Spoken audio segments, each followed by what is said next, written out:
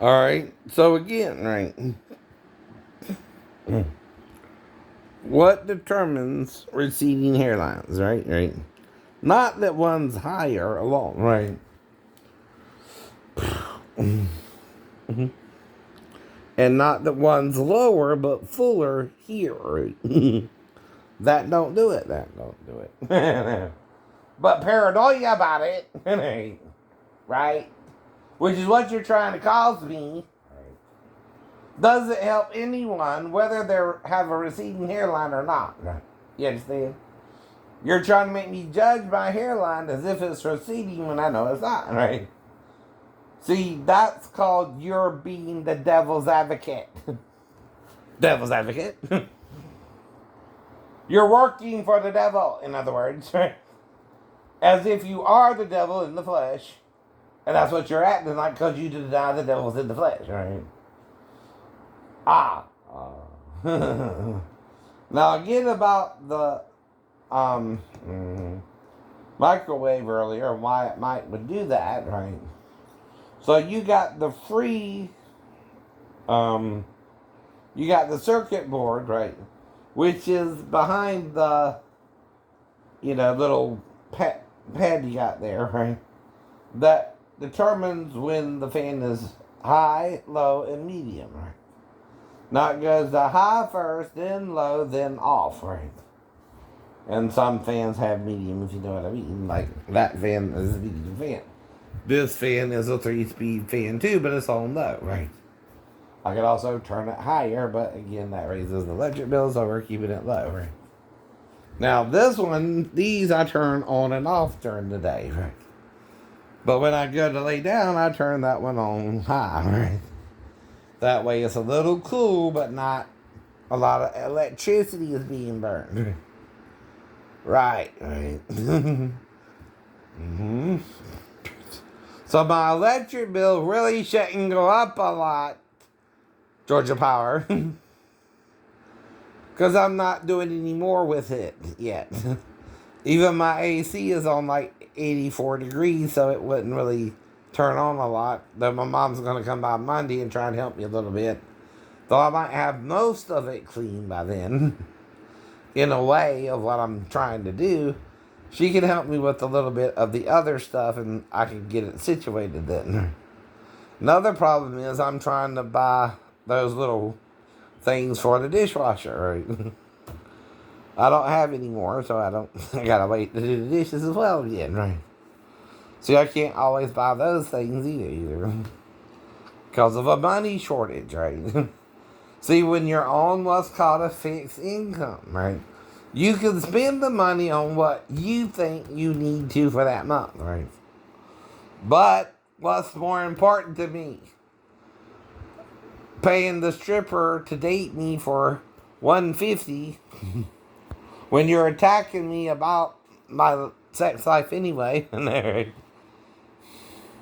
You're judging me again, and I'm behaving like Samson did, and I'm going to a harlot like Hosea did, and I'm paying her for her time to be with me, right?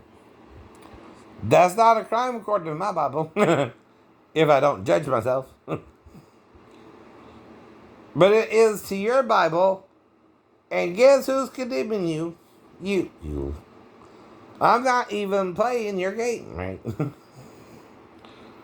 But you're not to harm someone who says they're not into something either, like gay sex, for example. If a person keeps telling you they're not into gay sex, no matter what you say, they are not into gay sex. And you're projecting or you're transferring your feelings on them even. I don't have a problem, like I told you, if you feel gay. But you have to ask me if you don't know if I feel gay. You can't presume, okay, because of certain behavioral traits, right, that everybody is gay out there. Either. And everybody can act a little feminine at times, right?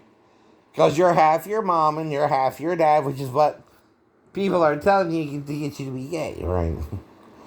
They're acting like they're the father only, honey. They're not. You're the father and the mother. They're misinterpreting the Bible because men like them do so and pretend they're following Jesus when they don't got a clue what the man's about. And they turn into sons of righteousness. But they're really unrighteous men. By condemning others, you condemn yourself, Christians. Don't you get that by now? If you're on a televangelism show and you're asking people to send you money, but you're not teaching not to judge and not... they're not going to send you money. Because you're teaching them a false doctrine of judgment over forgiveness, right? And we're all saved by grace through faith, not of works. Please, right. And we're not perfect creatures here. We're born under a sin. The sin is what? Condemnation. We are doing something opposite of something else we can do. And this little peon called Satan is trying to convince you it's so evil what you're doing, you need to die for it. The only way he can do that, though, is if he committed suicide or went down to the grave, as they would call it in the Old Testament. They don't have the word suicide in Hebrew. Dumbass. It's an English word, anyway. But if you're feeling suicidal, it's not from God, it's from Satan. So that should go. Go, Satan, Lee said so. That's why.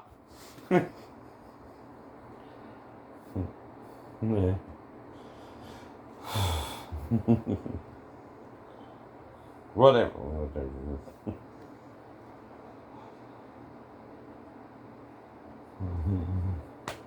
Now,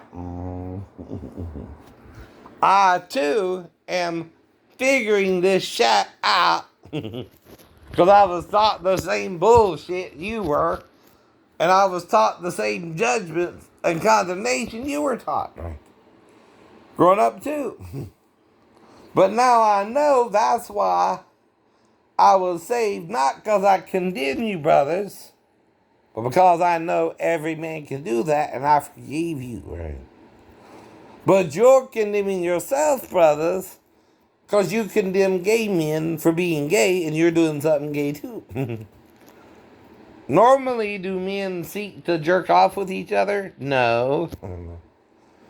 But why can't you do it with women? If it can become sex with a woman, it can also become sex with a man, right? Or you're being hella stupid, right? Anything can become sex. If you're doing something sexual in the process, right, of doing that certain thing. And you're lying to yourself then, right, if you deny that. But if you can jerk off with a male and not have sex with the male, you can also jerk off with the female and fill her pussy and not have sex with her either. What makes something sexual is you put the penis into the vagina or the penis into the butthole. Whether it's a male or female anyway. I don't know. So that one has 2 holes, or 3 technically, and one has 1 hole or 2 technically, if you're going into oral sex too.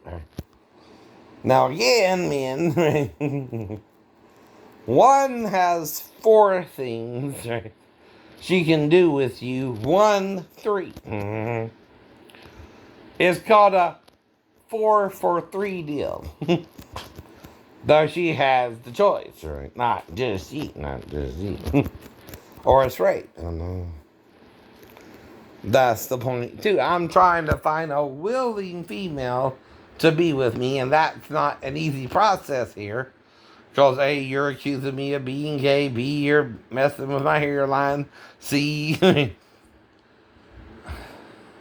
You're trying to accuse me of molesting a 4-year-old who was in there with her mom, right?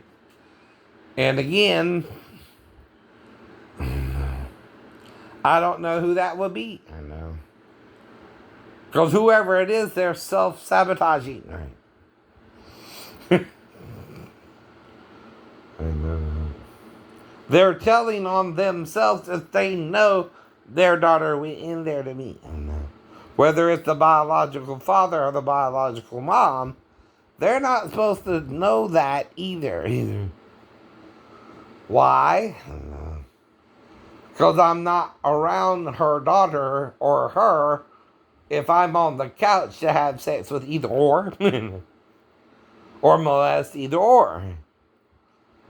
If I'm on the couch, I'm waiting for orders that I can move back to base. Right?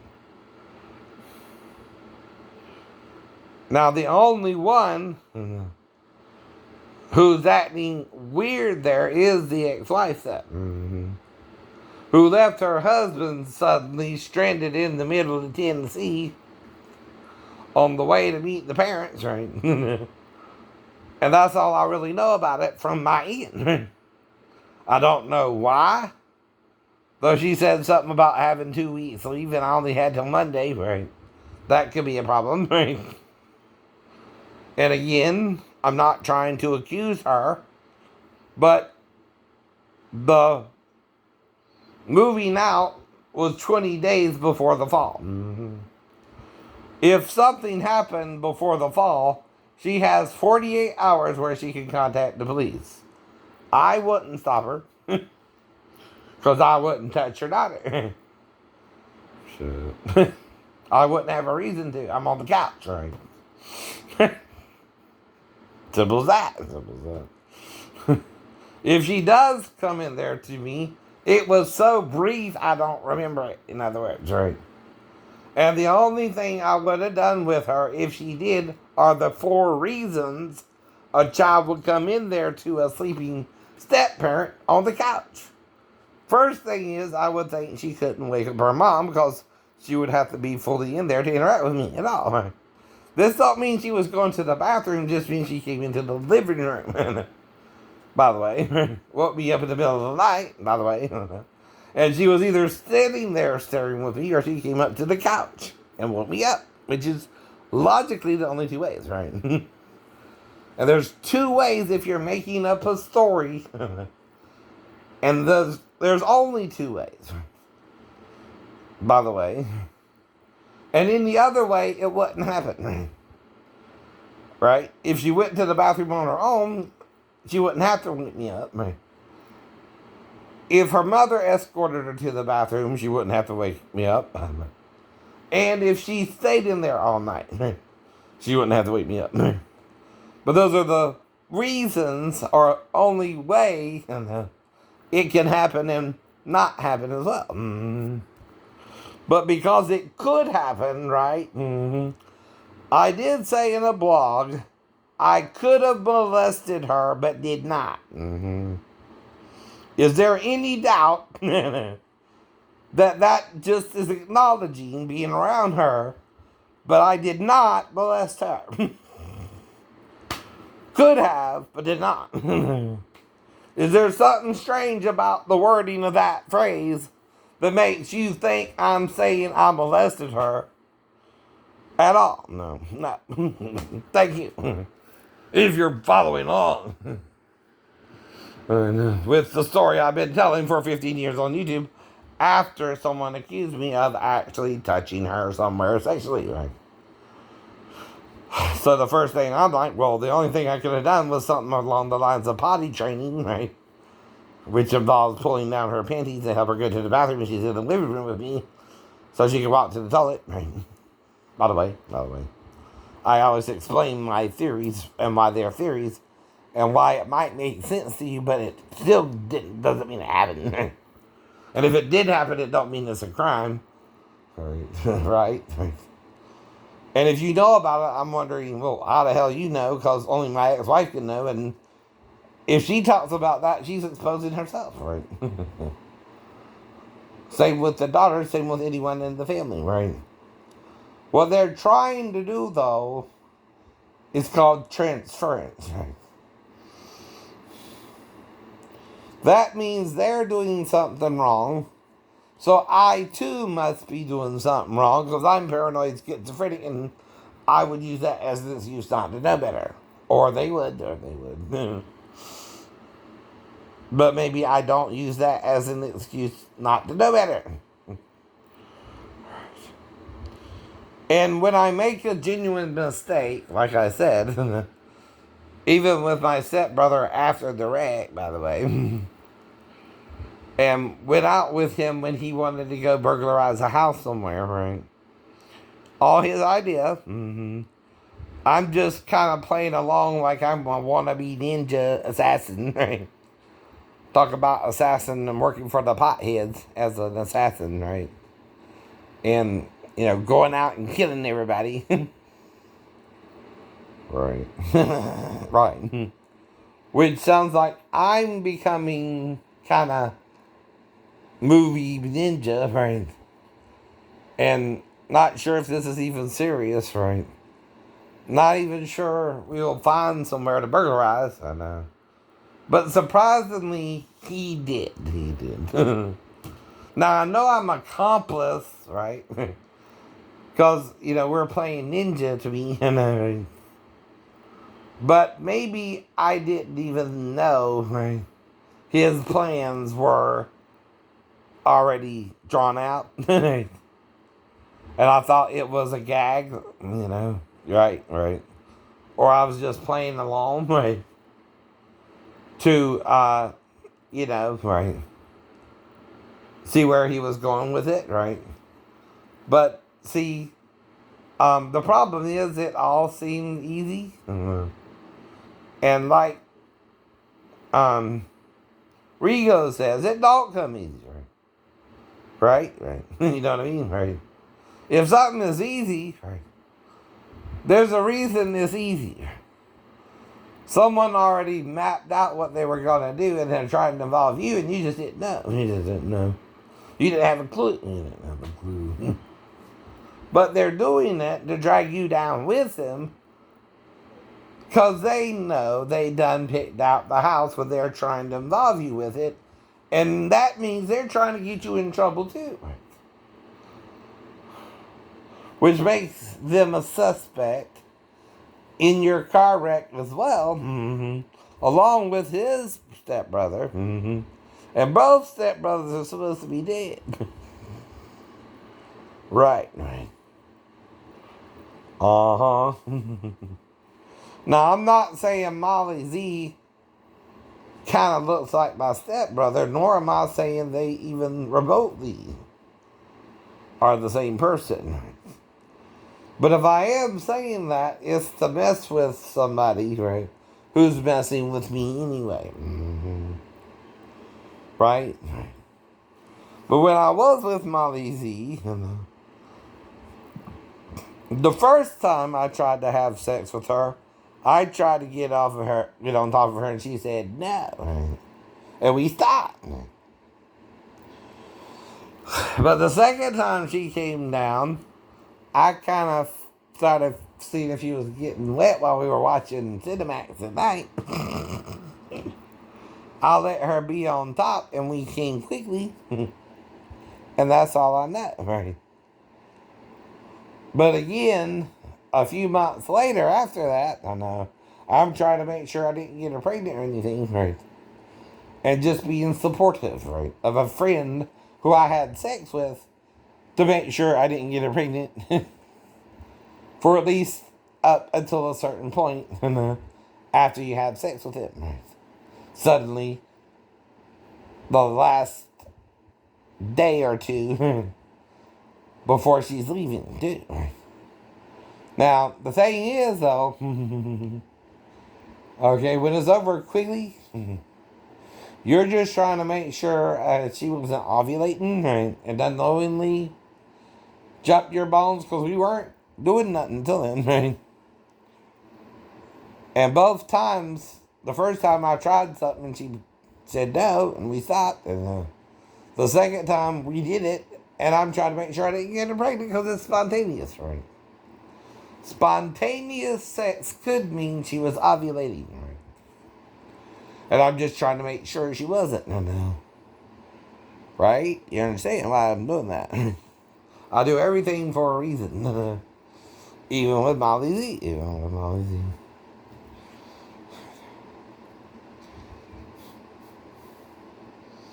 But it was fully in. She was fully wet. She was fully wet. And we came quick. So quick. I wanted to get some spermicide, right? And birth control stuff you can put in it, right? Like with Rose. I was about to give her the Rose experience too, but she backed off, right? We didn't do nothing else, right? But okay. Now, the little girl I saw recently, right? I gave her the Rose experience, right?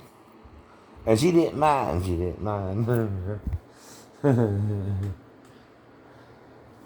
Because I'm buzzing her from the split behind her all the way down. I'm lightly touching her on her buttocks, right? Massaging them, right? And then massaging her up her back. I'm kissing her on the ears and neck, right? From behind, right? I'm giving her the Rose experience too. And I asked her, can I put it in? And she says yes. Or okay. And then we go all the way. Thing is, I'm not sure how fast it happened once we started, right? Because again, right, when we were finished, right, I lost time again. And I know she's my type. I know before I lost time, I do remember buzzing the tongue, right? And I do know the doors do not have a latch. But I do know if you're going to do something with your masseuse, you stand between the door and your masseuse. Right? That gives you both a few seconds to adjust yourself if someone tries to come in anyway. And the only way they can know you didn't do something right is if they guess, right? And act like they're right. They didn't actually catch you doing something. You also didn't pay the girl any more or less money for that experience with her than you did the other times you came before. Though you don't know you came before those times either, if you came or not. I just know if I gave her the Rose experience, she enjoyed it and made sure I was okay. Walked me out to the waiting room because it was raining, and I waited until it stopped raining to leave, and didn't cause any more problem. And if something like that did occur, so again, she consented though to what we did. It was no more than being with your girlfriend, because I'm looking for an Asian girlfriend anyway. I didn't pay her any more for the massage that she did to me or I did to her for her. And it's $60 for 30 minutes, right? And then $80 for an hour. Right. And she only wanted to do it for 30 minutes, but I seemed to have lost 10 minutes of the time there, right? Which is time enough for the Rose experience, right? For me. Which includes her own massage of the back area down to the vagina, buzzing my tongue in her, and then going back up to the head area and blowing in her ear and kissing on her neck, right? And then asking her, can I put it in, right? And if she says okay, I put it in. If she don't, I just do other things, right? Until again, we're done. And then I stop and we go back to the normal thing, right? So again, right, if I gave her the rose experience, she's consenting to it like a girlfriend, who I'm massaging, by the way, back. So if I'm massaging my masseuse back, what does that mean? She's let me, right? And do men normally do that? No, no. Right. So what am I showing her I'm going there for? To fuck her or be her boyfriend? Be your boyfriend. Because a boyfriend will treat you differently than a John who's paying for a hand job. Anyway, if you happen to be in that situation. Now, like I said, right, whatever is going on around me, I don't know, right? But if I don't know, I can only give you hypotheticals. Right? Now, the final hypothetical, like I said, is Maria's worried because maybe her and Matt ain't had sex since they moved in. She wants the sex and he don't think it's proper yet. They're not married or something. And she's trying to convince him to have sex with her. But worried about me too, because I'm guessing what's going on, right? Right. But I'm not after her, because I know she's with Matt. It don't matter what you do. Unless you really think over here to have sex with me, which you shouldn't do. No one's putting you up to it either but you. If you're worried about it. But don't worry about it. I'm not doing nothing. No. And like I said, right? So, back to the microwave oven. My theory is that the solder that attaches the circuits to their individual circuits on the circuit board, right? The one for off, the one for low, and the one for high, are probably around the same area. Well, I noticed it clicking on when I was already microwaving the potatoes, right?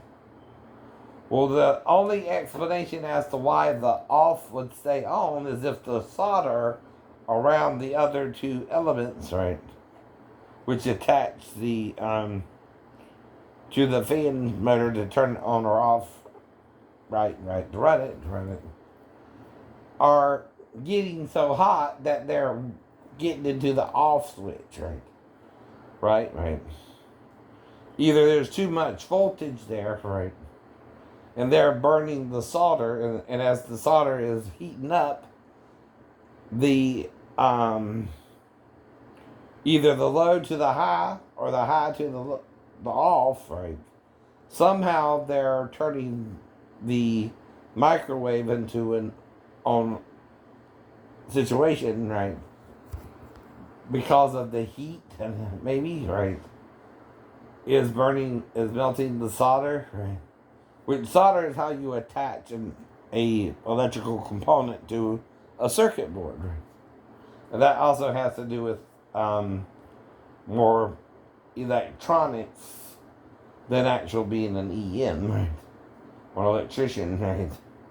But anyway, on the circuit board, you have the hot switch for the fan, the low switch, and the off switch. But the off switch came on. Only way that can happen is if there's a current, right, from the two other switches that's getting to the off switch to turn it on, right? That's called a short when that happens. It can also involve wires along the path to the fan, right? Right. But usually that don't turn off and on, right? Unless it's an insect involved, then they burn the insect to a crisp. See, it needs something to connect the two wires to the off switch for it to turn on, right? It needs electricity, right? Right. So the off switch, though, is supposed to be the ground switch. There's no power running through the off switch, just the high and the low. And the high has more current, and the low less current and voltage to make sure they're the proper speed for the fan too, right? So if all three turn on and only two are supposed to, that means something is connecting the circuit to the off switch where it's getting power, and that's called a short. Now, a ground is simply means the wire is either cut or, if exposed, is touching a metallic circuit that is causing that electrical path to not complete, to where the power ain't getting to the element you turned on, either the high or the low. And the way a ground works is the wire is exposed and touching a surface, a metallic surface that doesn't complete the circuit to the power source to the fan, right? And between the power source and the fan, there's a ground, right? That doesn't work when it's grounded, right? A short, on the other hand, is when the off switch is not supposed to be on, right? But is on anyway. It means it's getting power it's not supposed to get, right? So that means something between the low and high, which does have the power, is touching the off switch to where it's now getting power. And I can't tell if it's the high or low switch, right? But that's why it's a short, right? It's causing electrical power to something that shouldn't have electrical power, the off switch, right? Now, it might sound confusing. I'm still a little hearing voices now. But if you understand what I mean and you're an electrician, right? Am I still explaining it correctly, though, to the audience, right? If you're an electrician, okay, and you have the off switch on, that's called a short, right? And if it's a short, that means the off switch is now getting power from the two charge switches, one for the high and one for the low, but you don't know which one, right? But if it's working, it's not supposed to be working at all, meaning it's getting power from another source, right? The only two sources near it is the high or the low, right? So either that's from the solder, right, in the area, right, because it's getting so hot, right, it's melting the solder into the other off switch, right? And I'm not sure if it's the solder from the high or the low, right? Or both even, right? That's melting, right? But it also turned off, right? And went back to normal. So the two theories I have is either a insect is completing the charge somehow. And again, when I